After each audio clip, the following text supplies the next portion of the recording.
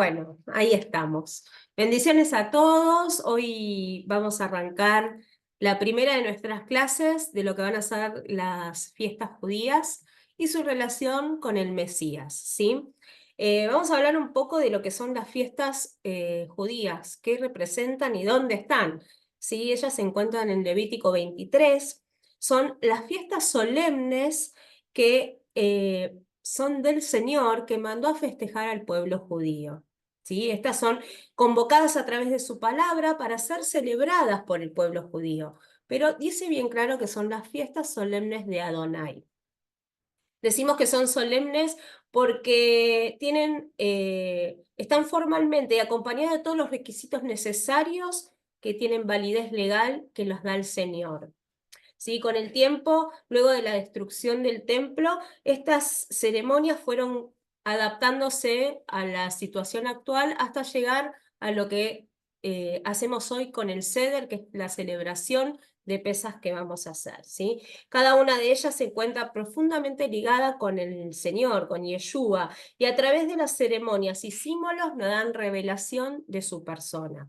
Por eso también podemos afirmar que estas fiestas son proféticas, anuncian el cumplimiento de las promesas y las profecías escritas en la palabra de Dios. Vemos a las fiestas celebradas por el pueblo judío como las sombras de lo que ha de venir. Por eso son tan importantes y por eso es tan lindo entender el significado de cada parte de esta ceremonia, porque nos hablan de Jesús. Cada simbolismo que se hace en cualquiera de las fiestas tiene su representación a Jesús. Por eso es súper, súper lindo y súper rico lo que nos habla las fiestas judías. Fíjense que en Colosenses 2, 16, 17 nos dice, por tanto, nadie os juzguéis en comida o bebida, o en cuanto a días de fiestas, luna nueva o días de reposo, todo lo cual es sombra de lo que ha de venir, pero el cuerpo es de Cristo. O sea, las fiestas nos revelan al Señor, ¿sí? O sea, todo lo que celebramos nos está marcando a Cristo. Las fiestas se celebran siguiendo el calendario lunar, el calendario judío que está instituido por el Señor. Las fiestas solemnes son 7. Tenemos, por un lado Levítico 23 arranca con el Shabbat, pero realmente para mí el Shabbat fue como revelado a lo último, entonces yo las distribuyo, las tres primeras, las tres últimas y dejo de lado al Shabbat, ¿no? Las tres primeras son Pesaj de las primicias y Shavuot, que esas se festejan en la primavera, se llaman las fiestas de la primavera porque en el momento que se festejan estamos en Medio Oriente y es primavera. Y las últimas tres son Rosh Hashanah, Yom Kippur y Sukkot, y esas son las de otoño. Las tres primeras vimos su cumplimiento con la persona de Jesús. Y las otras tres son las que han de venir, o sea, son las que tienen su segunda venida. Y hoy vamos, y después está el Shabbat, que esa es una fiesta que se festeja toda la semana, que es la fiesta del descanso. Hoy vamos a arrancar con Pesaj, ¿sí? Y para entender un poco de qué se trata Pesaj, vamos a ir un poco a lo que es la Biblia. La palabra Pesaj para arrancar significa pasar por alto, ¿sí? Pasar por encima, o también lo podemos llamar perdonar, porque uno cuando perdona pasa por alto lo que pasó. Y vamos a leer dónde se encuentra, que está en Levítico 23, del 4 al 6. En la Reina Valera dice así: estas son las fiestas solemnes de Jehová, las convocaciones santas a las cuales convocaréis en sus tiempos, en el mes primero al 14 del mes, entre las 2 tardes, Pascuas de Jehová. Y a los 15 días de este mes es la fiesta solemne de los panes sin levadura a Jehová. 7 días comeréis panes sin levadura. Y también lo voy a leer en cómo está escrito en la Torá, porque uno piensa que a veces la Torá tiene cosas distintas a lo que es la Reina Valera, y es exactamente lo mismo, nada más que tienen palabras distintas. En la Torá dice así: estas son las solemnidades de Adonai, las reuniones sagradas que conmemoraréis en las fiestas señaladas. El primero del día 14 del mes Nisan, entre las dos luces, Pascua será de Adonai. El 15 de este mes se celebrará la fiesta de los ácimos en honor a Adonai. Durante 7 días comeréis panes ácimos. Entonces, para comprender un poco qué es lo que se celebra en la fiesta de Pesaj, vamos a irnos un poco al pasaje de Éxodo 12, del 1 al 15, que es donde nos revela el primer Pesaj. Se los voy a leer en forma de narración para no ir al texto bíblico, ¿sí? En este texto se narra cómo Dios habló con Moisés y Aarón para darles específicas instrucciones preparándolos para la 10ª plaga y posterior salida de Egipto. Una de las primeras instrucciones es respecto al tiempo. Les indica que ese será el primero de los meses del año y que los preparativos comienzan para el día 10º de ese mes. Las instrucciones continúan con la selección del cordero o cabrito, indicando que es un cordero por cada casa paterna y que en el caso de ser pocas personas pueden reunirse para compartir con sus vecinos. Dentro de esas ordenanzas establece que el cordero o cabrito debe ser sin defecto y menor a 1 año de edad. El animal elegido tiene que ser cuidado hasta el día 14 por la tarde, momento en que se hará el sacrificio, más precisamente al anochecer. De ese sacrificio deberán tomar la sangre del cordero y pintar con ella las puertas o dinteles de las casas. Esa misma noche comerán la carne del cordero asada al fuego y acompañada de hojas amargas y pan sin levadura. Todo debería ser comido esa misma noche, sin reservar sobras para el día siguiente. Fíjense esto, ¿no? Todo esa misma noche. El Señor continúa dando instrucciones sobre cómo disponerse para esa cena. Deben estar totalmente vestidos, calzados, con bastón en mano, así que también debe comer deprisa, sin demorarse, es decir, estar listos para salir, ya que es la noche de la propiciación, es la noche del pasar por alto, es la noche del perdón, es la noche de la Pascua del Señor. Luego anuncia lo que sucedería esa noche de la 10ª plaga. El Eterno pasaría por toda la tierra de Egipto para imponer sus juicios, dando muerte a todo primer hijo varón, a toda cría macho de animal en esa tierra, y también impondría juicio contra todos los dioses de Egipto, por ser él el único Dios. La sangre sobre los marcos de las puertas sería señal para indicar las casas del pueblo de Dios, y la muerte pasaría de largo. También establece que ese día debe ser celebrado y recordado de generación en generación, como fiesta especial para el Señor, para siempre. Este pasaje bíblico nos relata el primer Pesaj, ¿sí? Que fue realizado la noche de la plaga número 10. Sí. Esta última plaga es el juicio de Dios al faraón, ¿sí? Para persuadirlo de poder dejar libre al pueblo de Israel para que pueda salir después de 430 años de esclavitud. El Señor dio a su pueblo una promesa de que sería libre de la esclavitud. Esto lo encontramos en Éxodo 6:6, que nos dice: por tanto dirás a los hijos de Israel, yo soy Jehová, y os sacaré de debajo de las tareas pesadas de Egipto, y os libraré de su servidumbre, y os redimiré con brazo extendido y con juicios grandes.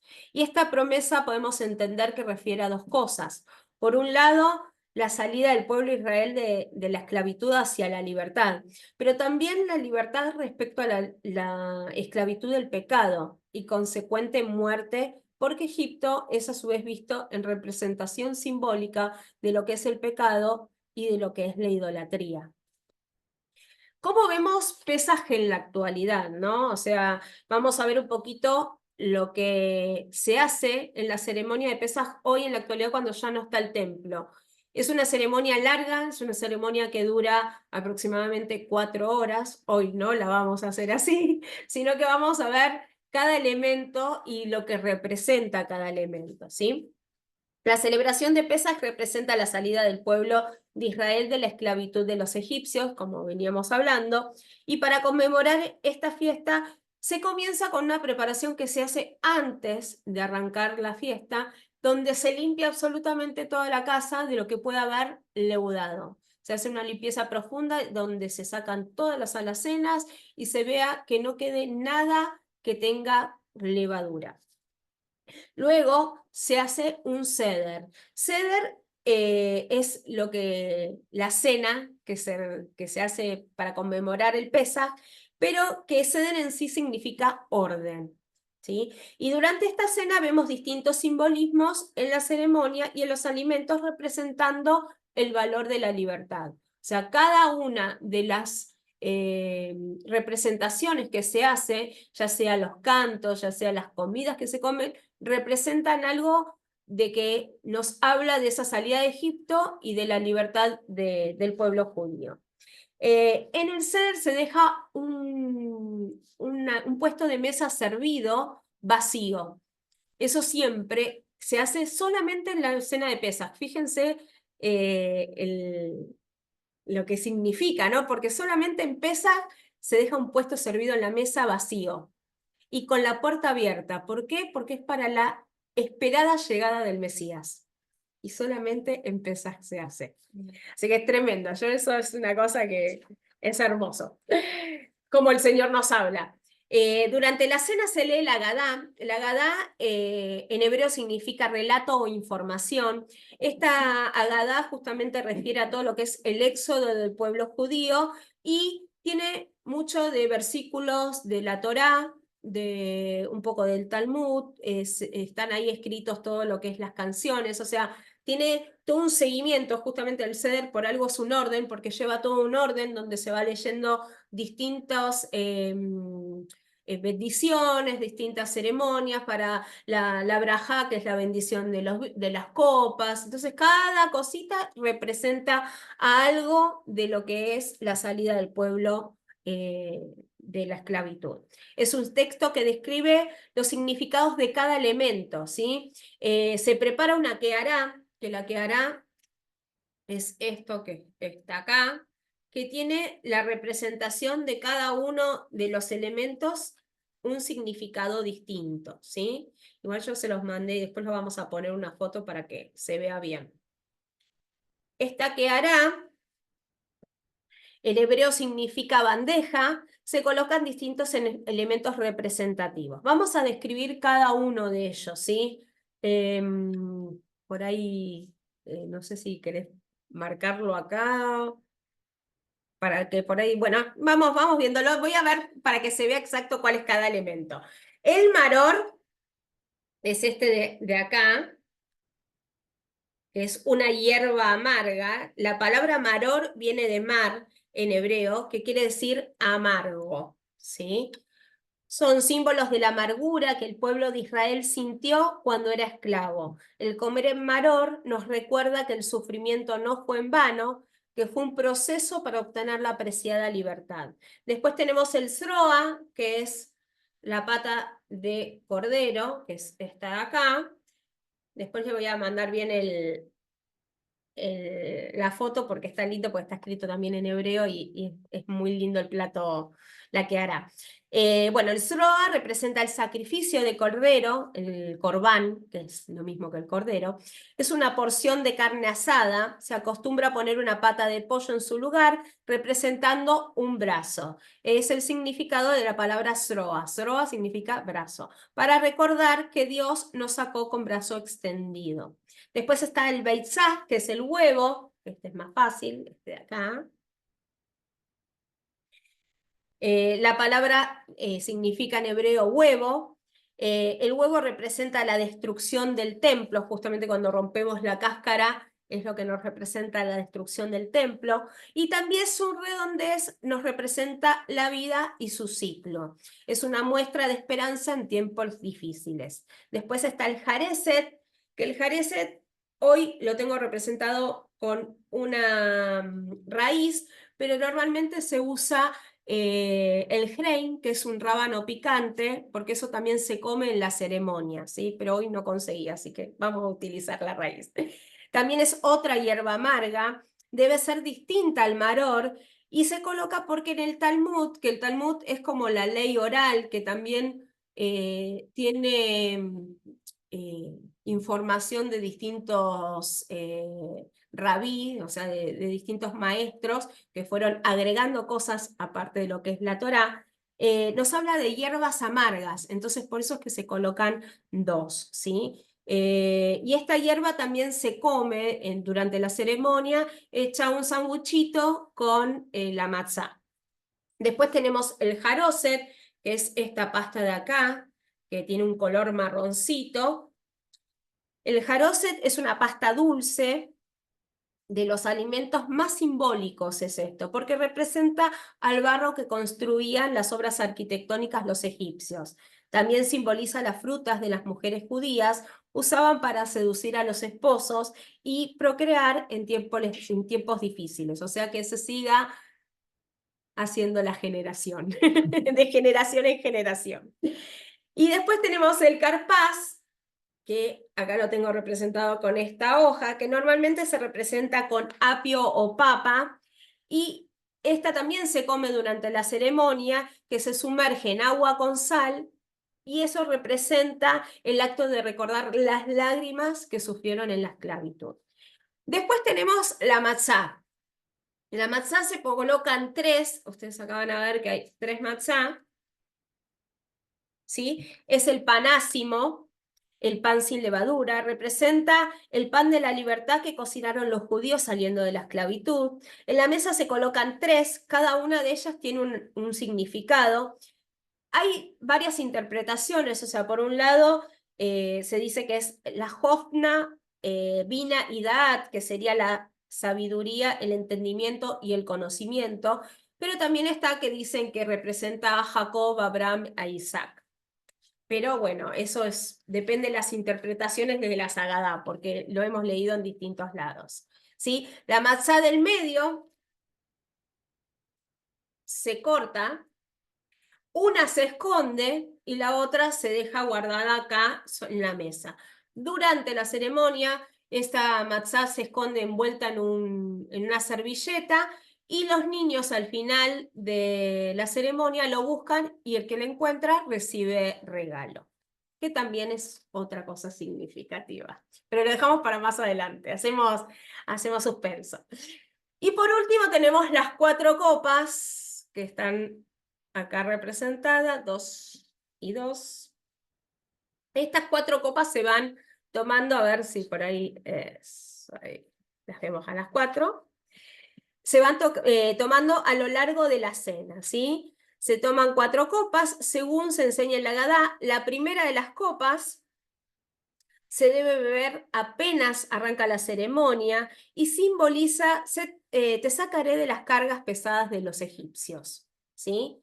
La segunda copa se toma al comenzar antes de la cena y es símbolo de te rescataré de la esclavitud. O sea, cada uno de estos significados, vuelvo a recordarlos, no están escritos en la Biblia, sino que están escritos en la Gadá.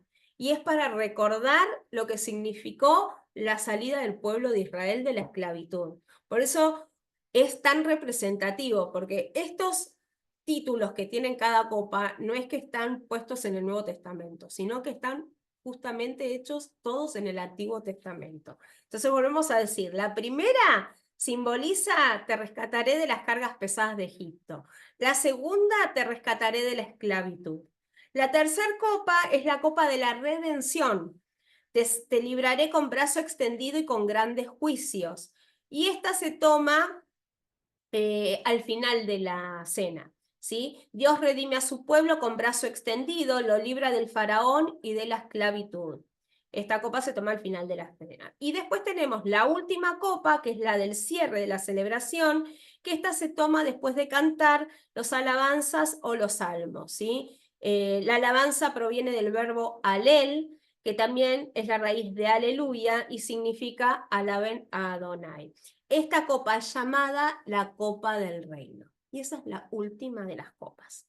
¿sí? Así que ahora vamos a ver un poco qué es lo que significa o qué relación tiene todo esto que explicamos que se hace en la ceremonia de Pesaj con el Mesías, con Jesús, ¿sí? Encontramos entre la Pascua del Mesías y la Pascua tradicional de los cristianos una estrecha relación y aspectos que nos identifican, o sea, que se identifican unas con las otras, tanto en simbología ceremonial como en los relatos bíblicos y textos bíblicos, y muchos textos proféticos también. Podemos así afirmar que Pesaj nos revela y anticipa a Jesús como Mesías. Vamos a analizar algunos de los aspectos que respaldan esta afirmación. Leíamos que en Éxodo 6 nos habla de brazo extendido, ¿sí? Mientras que Yeshua murió con los brazos extendidos en la cruz, pagando los pecados por todos nosotros. Por otro lado, también vemos el sacrificio del cordero. En el primer Pesaj, referido a un animal puro y sin mancha, limpio y sin pecado, como también lo vemos en Jesús. Fíjense que en 2 5:21 nos dice, pues Dios hizo que Cristo, quien nunca pecó, fuera la ofrenda por nuestros pecados, para que nosotros pudiéramos estar en relación correcta con Dios por medio de Cristo. Él fue el primer sacrificio que se hizo en Pesaj, representando una analogía del sacrificio que vendía, o sea, el primer sacrificio que se hizo en Pesaj de ese cordero representa una analogía perfecta con lo que vendría después a través de Jesús, quien es llamado el Cordero de Dios. Fíjense que dice, he aquí el Cordero de Dios que quita el pecado del mundo, en Juan 1:29. También en este sentido, en Jesús vemos el cumplimiento de la profecía de Isaías, esta profecía que es tan preciosa que la verdad que cuando lo leí por primera vez dije, wow, esto está escrito en el Antiguo Testamento y es increíble que no se reconociera a Jesús como nuestro Salvador, ¿no? Dice, despreciado y desechado entre los hombres, varón de dolores, experimentado en quebranto, y como escondimos de él el rostro, fue menospreciado y no lo estimamos. Ciertamente llevó él nuestras enfermedades y sufrió nuestros dolores, y nosotros le tuvimos por azotado, por herido de Dios y abatido. Mas él fue herido por nuestras rebeliones, molido por nuestros pecados. El castigo de nuestra paz fue sobre él, y por su llaga fuimos curados.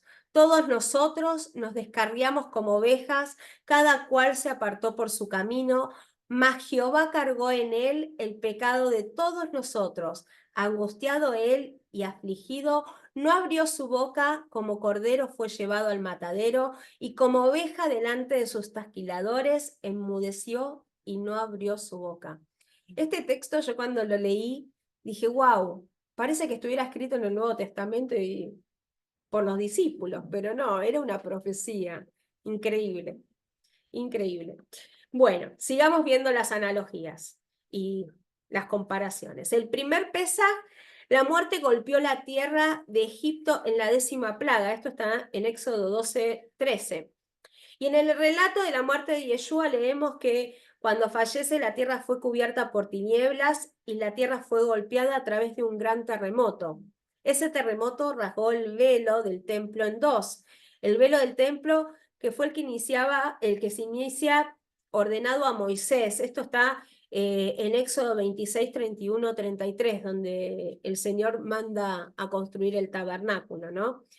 Este velo era el que separaba el lugar santo del lugar santísimo, donde se encontraba la presencia de Dios, ¿sí? Entonces, fíjense que cuando muere Jesús, este velo roto nos habla de algo profundo, nos habla de que a partir de ahora el que busca al Señor puede entrar en su presencia. Y no solamente el judío, sino el que realmente busca al Señor va a poder tener acceso a esa presencia. No solamente los judíos, sino todos los gentiles a través de nuestro Mesías. El sacrificio de Jesús fue perfecto una vez y para siempre, porque Él fue el Cordero perfecto, sin mancha, sin pecado, que entregó y pagó el precio de los pecados por todos nosotros. Por otro lado, vemos que tanto la sangre del Cordero como la sangre de Jesús tienen el mismo efecto propiciatorio. En la primera Pascua, el ángel de la muerte pasa de largo, y en la segunda, la sangre de Yeshua nos cubre a nosotros de los pecados y nos da esa puerta para tener la vida eterna, para tener vida. O sea, por un lado, la sangre del Cordero a los judíos los cubrió de la muerte, que era la 10ª plaga, y la sangre de Jesús nos cubre a nosotros de la muerte y nos pasa a la eternidad, ¿no? A tener vida eterna. Amén. Y después nos dice que conforme a la ley, porque esto también es importante, ¿no? Porque esto está escrito, conforme a la ley, el derramamiento de sangre era necesario para la remisión de pecado. Tanto en Pesas como en Pascua encontramos esta dimensión sacrificial, aunque en Jesús es un sacrificio definitivo. Los judíos, para tener ese perdón de los pecados, era todos los años, que lo seguimos haciendo, ¿no? O sea, hoy con otro, como no está el templo, no se puede hacer el sacrificio de, ¿cómo se llama? Ay, se me fue la fiesta. De Pesaj. No, No. espérenme un segundito. Ah, bueno, ya me va a salir. De Yom Kippur, ahí está. Del perdón de los pecados, justamente. Entonces, esto que hablábamos de la presencia, de entrar a la presencia de Dios una vez por año, que entraba el sumo sacerdote, era justamente para la fiesta de Yom Kippur, donde se llevaba el cordero, el sacrificio del cordero, y se pedía el perdón por los pecados del sumo sacerdote y de todo el pueblo. Y eso se hacía una sola vez al año. Ahora, y esa era la sangre que estamos hablando de que era necesaria para el perdón de los pecados, que lo pedía en mandamiento el Señor, ¿no? Con Jesús, esa sangre es la que a nosotros nos da la libertad, nos da el perdón eterno, y es una vez y para siempre que fue. No, lo único que tenemos que hacer nosotros es buscarlo al Señor. Y fíjese que esto que estamos diciendo de la sangre está escrito en Hebreos 9:22. Dice, y casi todo es purificado según la ley con sangre, y sin derramamiento de sangre no se hace la remisión. Esto está en el Nuevo Testamento, y fíjense en el Antiguo Testamento que también está escrito. En Levítico 17:11 dice, porque la vida de la carne en la sangre está, y yo os he dado para hacer expiación sobre el altar por vuestras almas, y la misma sangre hará expiación de la persona. O sea, acá tenemos que la sangre era necesaria para el perdón de los pecados. Encontramos también correspondencias entre la simbología de las copas de Pesach y los relatos hechos en la última cena, en los evangelios, porque también tenemos que recordar que la última cena se estaba festejando Pesach, o sea, Jesús estaba haciendo la ceremonia tradicional de Pesach con cada una de las copas y con lo que llama a ser el pueblo judío. Entonces, por un lado, vemos que en Lucas 22, 14, 18, leemos que al comienzo de la cena, Jesús se sienta en la mesa con los discípulos y les anticipa que él iba a padecer. A continuación, se da las gracias y se comienza con la cena. En la analogía con la primera copa de Pesaj, la copa de la santificación es la primera. Esta representa la entrega de la vida del Mesías por nuestros pecados. O sea, ahí vemos la comparación de una con la otra. Jesús está entregando su vida por los pecados nuestros. La santificación. En él toma la carga que iría sobre nosotros para librarnos. En la segunda copa es la copa del sufrimiento, como vimos. La vemos representada en la oración de Yeshua en Getsemaní, en Mateo 26:39, donde leemos cómo él se retira a orar y ruega al Padre, de ser posible, que pase de él esa copa, pero que se haga su voluntad. Y en Jeremías 25 también encontramos una referencia profética a lo que es esta copa, porque dice así, porque así me dijo Jehová, Dios de Israel, toma de mi mano la copa del vino de este furor y da de beber de él a todas las naciones a las cuales yo te envío. Esto está en Jeremías 25:15.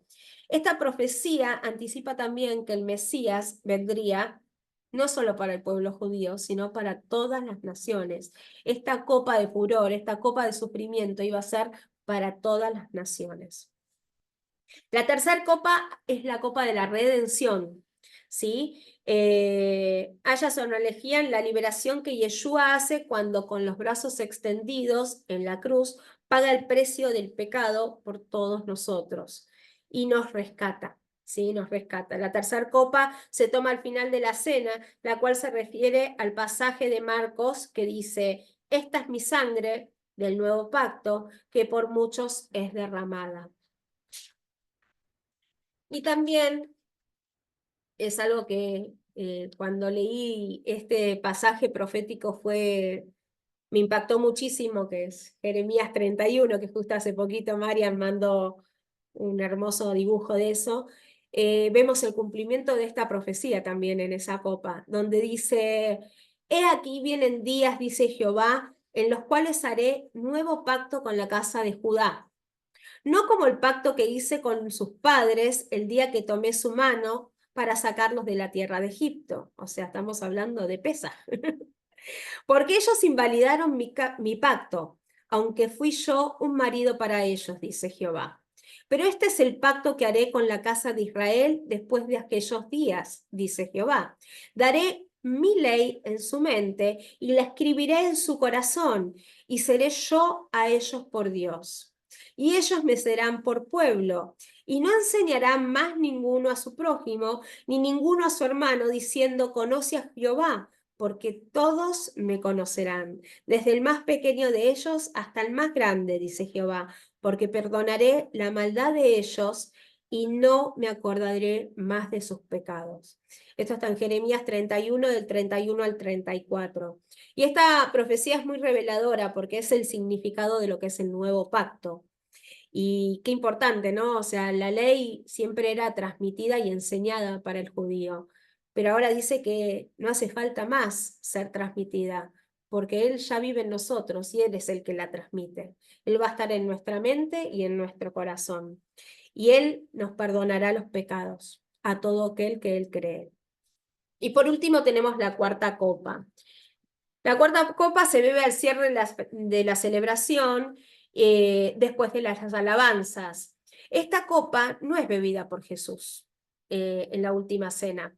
Esta copa es la copa del reino. En Lucas 22, 18 dice, porque os digo que no beberé más el fruto de la vid hasta que el reino de Dios venga.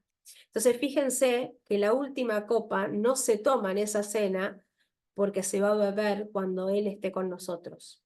Es la copa del reino, es la copa última, es tremendo. Ya que luego de la alabanza salen a los montes de los olivos y ahí es cuando salen cantando, que está en Marcos 14, 26, que dice, cuando hubieron cantado el himno salieron al monte de los olivos y ahí fue entregado el Señor.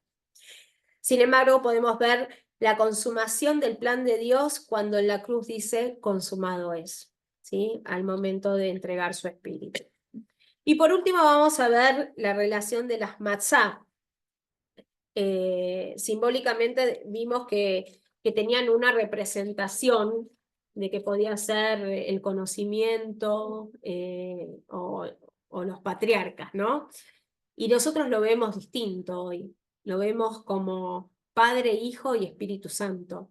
Y fíjense que la del medio se parte y una se oculta y otra se lo encuentran los niños. El pueblo judío todavía no la encontró, la parte escondida, lo encuentran solo los que recién nacen en el Evangelio.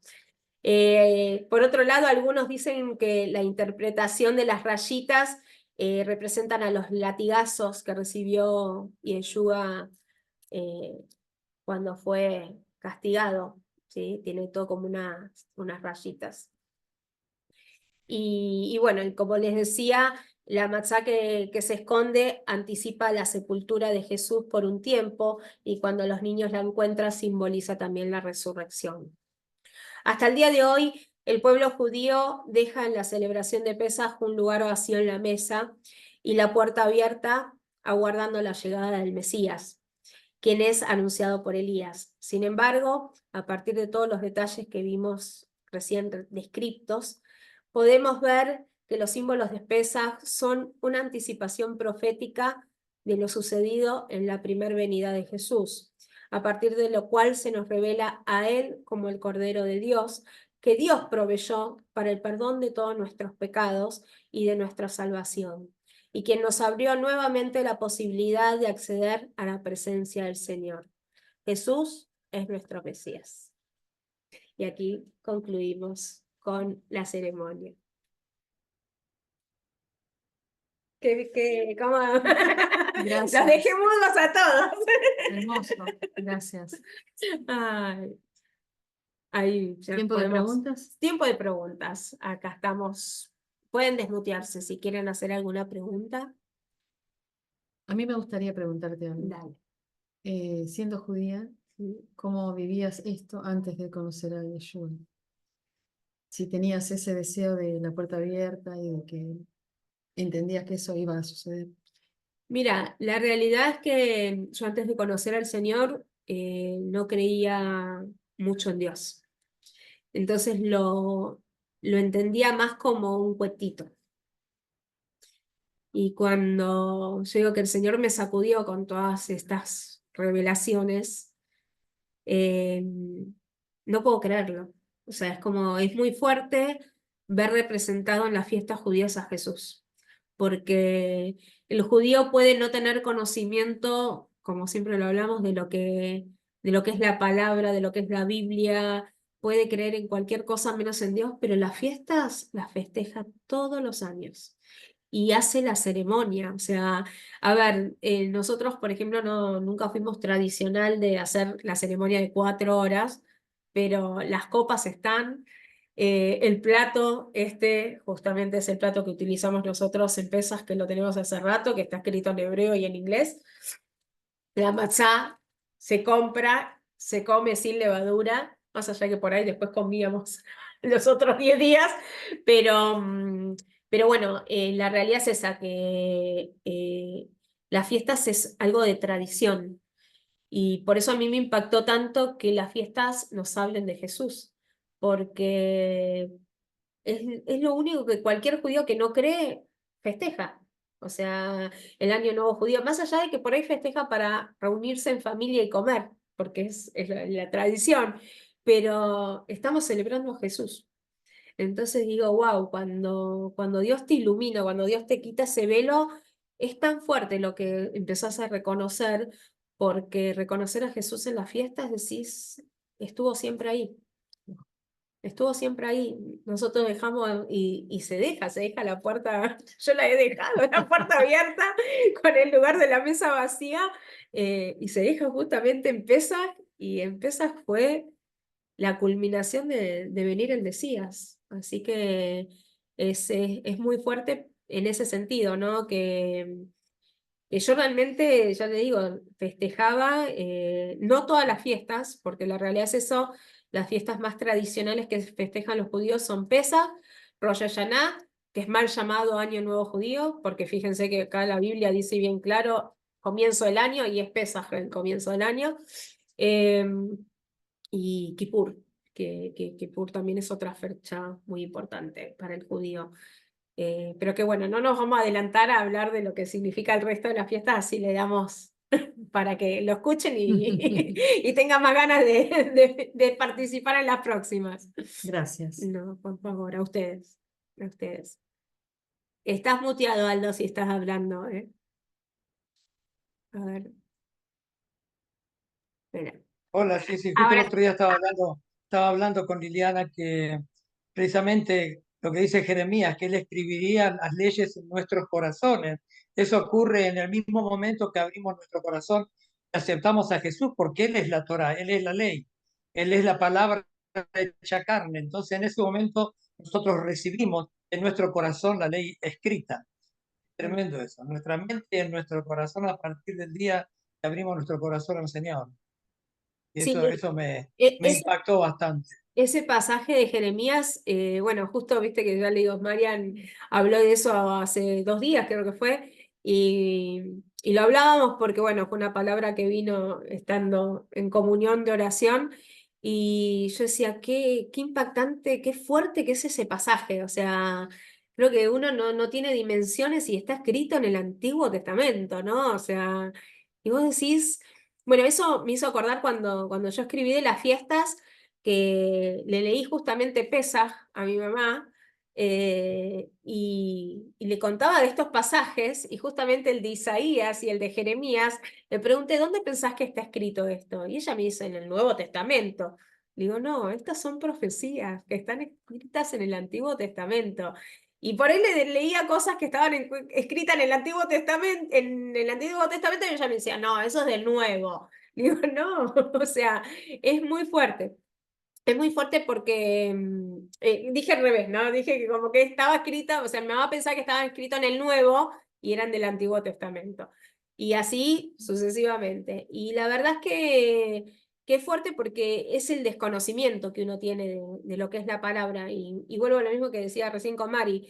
Cuando se te revela es algo tan fuerte que tiene demasiada información, ¿no? Es como, yo decía que me cacheteaba, ¿viste? Cuando me iba llevando por la Biblia, me cacheteaba. Fue muy fuerte escribir este libro para mí. O sea, fue un antes y un después en lo que es mi vida espiritual también, porque, porque tiene mucha, ya te digo, tiene muchas perlitas así que son como textos bíblicos de, no sé, por ejemplo, yo me iba haciendo preguntas y el Señor me las iba respondiendo con la misma Biblia, de cómo puede ser si el sacrificio se hizo con Jesús, porque el Yom Kippur es el día del sacrificio, ¿no? Porque normalmente es así. Pero bueno, también venían palabras, dice que la segunda venida nada tiene que ver con lo que es la parte sacrificial, sino es la parte del juicio. Entonces, contestaba todo. Pero bueno, eso lo dejamos ya para más adelante. No me voy a adelantar. Así que bueno, si quieren hacer otra pregunta, Mario, ¿qué te pareció? ¿Se entendió bien? Hermoso, hermoso y me quedé analizándolo. Fue muy bonito y se sentía la presencia de Dios cuando vos hablabas. Ay, qué bueno, qué bendición. Hay algo en el chat. ¿Eh? En Algo en el chat. el chat. Ahí. Ah, no, pero creo que ahí está. Qué bueno, qué bueno. La verdad que yo mientras lo compartía también sentí mucho la presencia del Señor, que, que realmente sentí que Él nos quiere hablar, eh, que utiliza las fiestas para hablarnos, ¿no? O sea, así como utiliza todo, porque la Biblia completa está escrita para hablarnos de Jesús. Justo el otro día hablábamos, porque bueno, estoy estudiando Cristología, y cómo Cristo está en toda la Biblia, ¿no? Desde el Génesis hasta Apocalipsis, es revelarnos su ser, ¿no? Él es el verbo y él es el fin, es así, del principio a fin. Así que fue para mí una experiencia hermosa, y bueno, por eso quería compartirla también, porque más allá de poner lo que pueda uno escribir, creo que esto que vos me preguntabas de cómo lo vivía antes, es todo, ¿viste? Es una información que está buena compartir, que es necesaria tanto para el judío como para el cristiano. Como, bueno, hablamos siempre, la idea no es que se pongan a celebrar las fiestas, porque la palabra dice bien clara que es para celebrar el pueblo judío, porque justamente son ellos los que son más duros. Entonces todos los años los hacen celebrar a Cristo. Pero, pero bueno, sí tenemos que tener en cuenta que hace la aclaración que son las fiestas solemnes de Jehová, o sea, son las fiestas del Señor.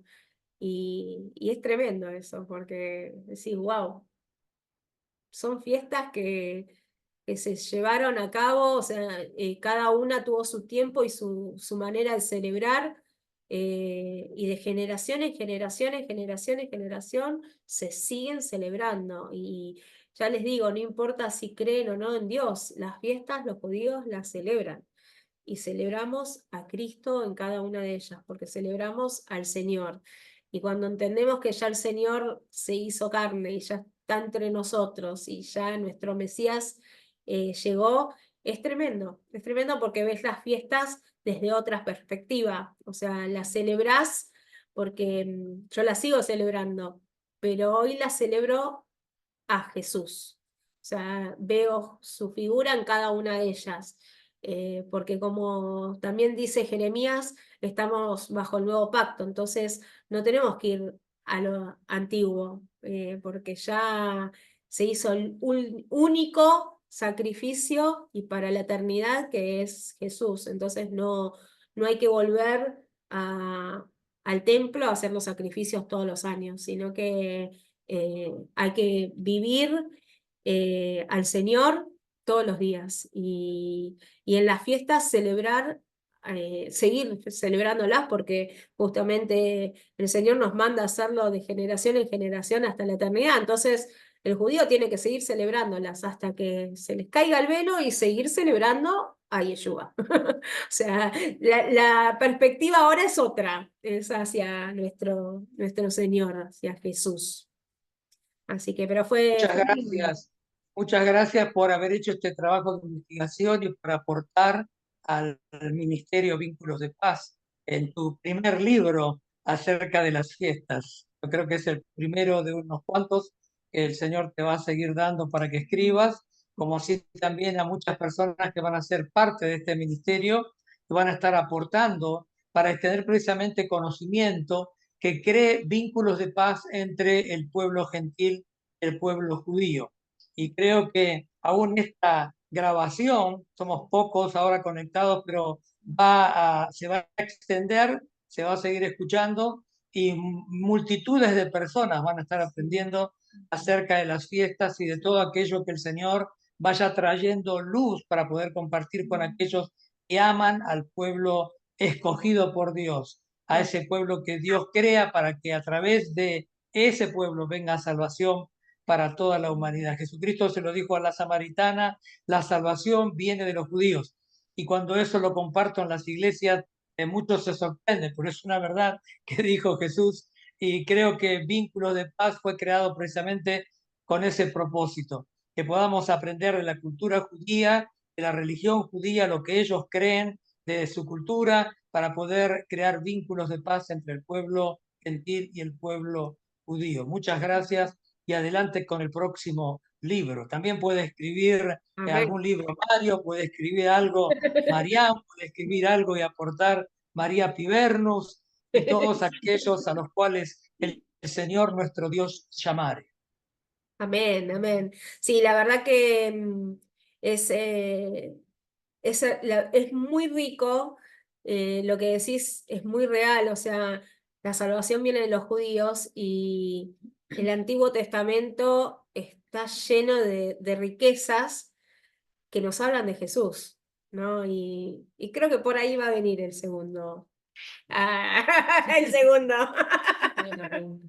Sí, decime, Mari. Otra pregunta, no, no es una pregunta, es como judía, Hmm. creyente en Yeshua.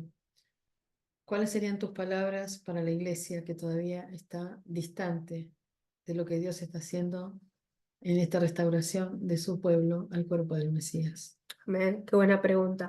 Bueno, un poco es lo que estamos haciendo con vínculos. O sea, nosotros cuando vamos a las iglesias, justamente traemos conciencia de la importancia que es el pueblo judío para los ojos del Señor. Y también traer conciencia, también traer conciencia de que el Señor nos mandó a ser uno en Cristo. Entonces, eh, donde su palabra nos dice que no hay más griego, no hay más judío, no hay más gentil, y ahí puedo empezar con todas las denominaciones que hay, sino Él quiere que seamos un cuerpo en Él, donde la cabeza sea Él, donde nosotros miremos solamente al Señor.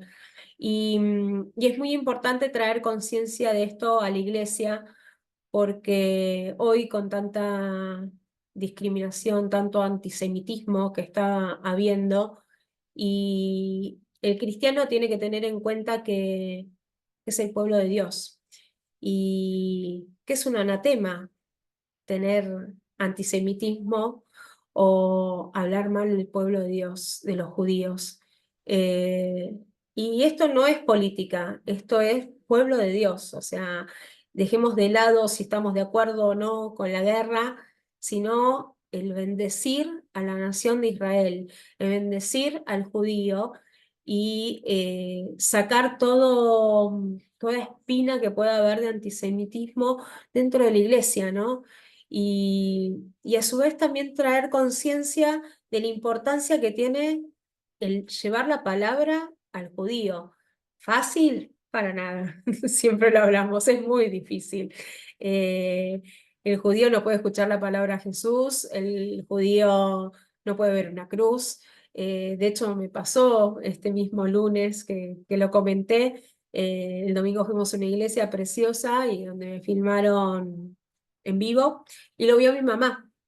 Y mi mamá me llama el lunes a la mañana y me dice, ¿era necesario que nombres tanto a Jesús? Así me quedé. Y bueno, sabemos que es algo que hay que romper, pero eso lo rompe el Señor en oración. Hay que orar por el pueblo de Dios, hay que orar por el pueblo judío para que se quite el velo, así como me lo quitó a mí. Para Dios no hay nada imposible y, y es importante porque, como decía Aldo, el pueblo judío trae luz a la Biblia y yo soy así chiquitita, imagínense que no tenía conocimiento de la palabra, porque no tenía conocimiento, o sea, no era de estudios bíblicos ni nada por el estilo, y Dios fue abriéndome los ojos y dándome luz a toda la Biblia y la sigue dando y me sigue sorprendiendo. Y digo, qué riqueza, ¿no? Que podemos aportar, o sea, cuando uno puede, como decía Aldo, todos, cada uno de nosotros puede aportar riqueza a la palabra, porque Dios nos usa como un cuerpo y a cada uno le da lo suyo, y cada uno es importante y cada uno tiene su propósito en el Señor, y es importante compartirlo y dar luz al mundo, ¿no? O sea, justamente los que llevamos la palabra somos los que tenemos la luz para llevarla al mundo. Entonces, eh, Jesús es nuestra luz y el tenerlo con nosotros, viviendo en nosotros, nos da que podamos hacer esto, ¿no? O sea, nos permite y nos da sabiduría y nos da conocimiento que nosotros ni sabíamos que teníamos. Y bueno, y es súper rico, pero volviendo a lo que es el tema de la iglesia, porque me fui un poco por el tema, creo que es importante llevar el mensaje de esto, ¿no? De orar por el pueblo de Dios, no solamente por la paz, sino también por la salvación, porque el judío no conoce a Jesús, no se le predicó, no se le habla. Yo cuando me presentaron al Señor, que me lo presentaron de varias maneras, pero bueno, un libro fue lo que utilizó el Señor para ir abriéndome, ¿viste? Y poniéndome las alertas, donde hablaba justamente de las profecías en el Antiguo Testamento y el cumplimiento en el Nuevo, y ahí dije, wow, ¿por qué el judío no sabe esto? Y es esto que le digo, hay cosas que uno lee y dice, nah, esto está escrito en el Nuevo Testamento, y no, son profecías del Antiguo Testamento. Entonces, que tienen su cumplimiento en Jesús y que como uno no las ve, digo, si son revisibles que Jesús es el que sufrió por nosotros. Entonces, es súper interesante que se pueda llevar a la iglesia y bueno, y que Dios ponga las palabras necesarias en cada uno, porque cada persona es distinta a la otra, o sea, el llevar el evangelio y el hablarle a un judío, Dios tiene que ir preparando el campo para ver de qué manera poder entrar, si haciéndose amigo, eh, o por ahí presentándoselo así directo. O sea, la obra la hace Dios, así que nosotros lo que tenemos que llevar es la semilla a todos los que podamos.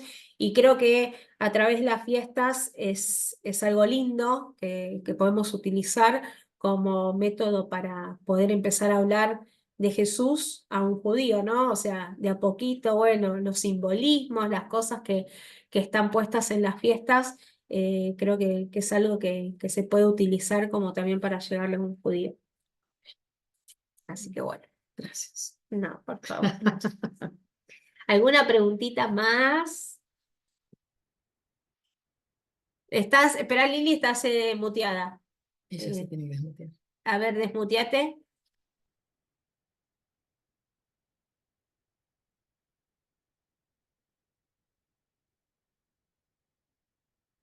Qué linda.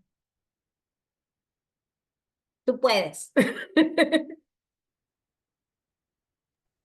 Ahí está.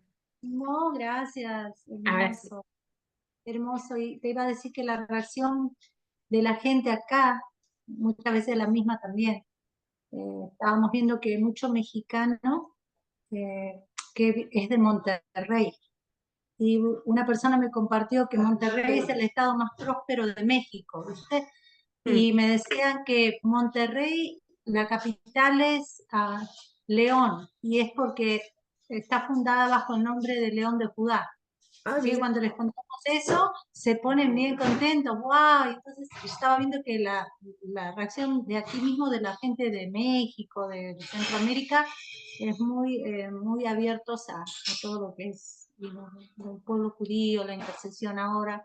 Así que hablamos de ustedes cuando vamos, Qué bendición. pasamos el videíto y la verdad que esto ayuda mucho y le vamos a pasar ahora la información de que puedan ver esto también, porque sí hay mucha gente interesada. Muchas gracias, Romy. No, por Vemos como favor. Dios fue abriendo, bueno, usando a tu esposo para acercarte al Señor y ahora hacer que vos seas promotora de todo esto, ¿no? Qué lindo. Gracias. Estamos contentos de Sí, las sí. conexiones divinas que Dios hizo con todos nosotros y los que han de venir. Amén. Y yo creo que las fiestas es algo que, bueno, Sí, este video puede servir muchísimo claro. para dar luz, no solamente al judío, sino al gentil, ¿no? Porque creo que trae también mucha luz al gentil. Y sobre todo Todo lo también que a los que por ahí son judaizantes, ¿no? Que entienden también. lo que están haciendo mal. Bien, exactamente, sí. Porque nosotros ya estamos viviendo bajo la gracia, entonces no está bueno volver a la ley, ¿no? Y hay muchos que empiezan a festejar las fiestas judías y que se sienten que festejando las fiestas judías por ahí están más cerca de Dios. Y la realidad es que estamos festejando a Jesús, entonces creo que tenemos que enfocarnos en nuestro Señor Jesucristo y no en querer ser judíos. Así es. Ya que estamos a un mensajito más. Ay, qué ganas de estar ahí. Bueno, muchas gracias. Nos extrañamos mucho. Así que bueno. Nos escucha otro Bueno, yo mundo. estaría ya. Sí, ya cortamos y vamos charlando más relajados. Ay, Vamos a dejar bueno, de grabar y ya seguimos nosotros solitos. Esperen que. dale.